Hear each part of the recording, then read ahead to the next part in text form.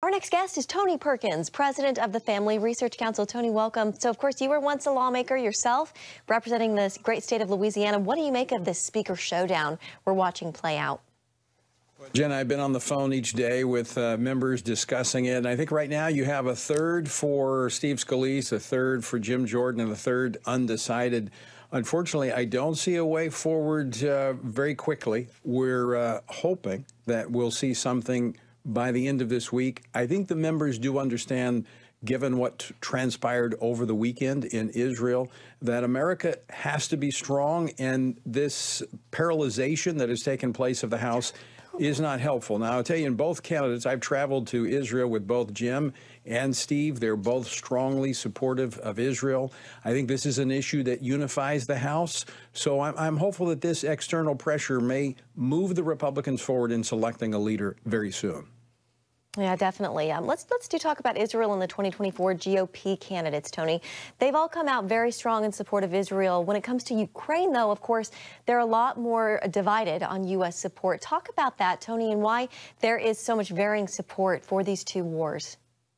Well, there's a long history of support with Israel. I mean, that is our ally in the Middle East. We were the first to recognize them back in 1948, and there's been clear relationships with them.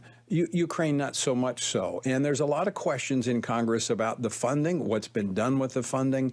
There's no clear path forward. One thing we know about Israel, if the U.S. and others will stay out of the way, they'll conduct business. And I think we saw that yesterday with the Prime Minister in his statement, very resolute that they didn't start this war, but they will finish it. And I, having worked with the Israelis back when I was in the anti-terrorist business, I know they know their business. And if the international community will simply stay out of the way and quit pushing for appeasement, they will resolve this issue with Hamas. Yeah. So far we've seen support for Ukraine really fade from a lot of Republicans, especially in recent months. Do you see that happening with Israel as time goes on? No, not at all. I think the support for Israel will remain. Here's a problem we have, and you were just talking about this earlier, was the issue of supplies, materiel.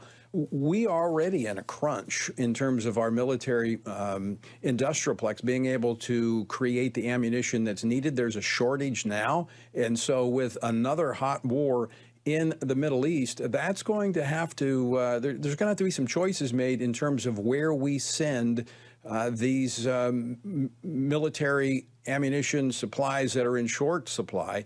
And I will tell you that knowing members of Congress, in a bipartisan way, Israel would be top of the list.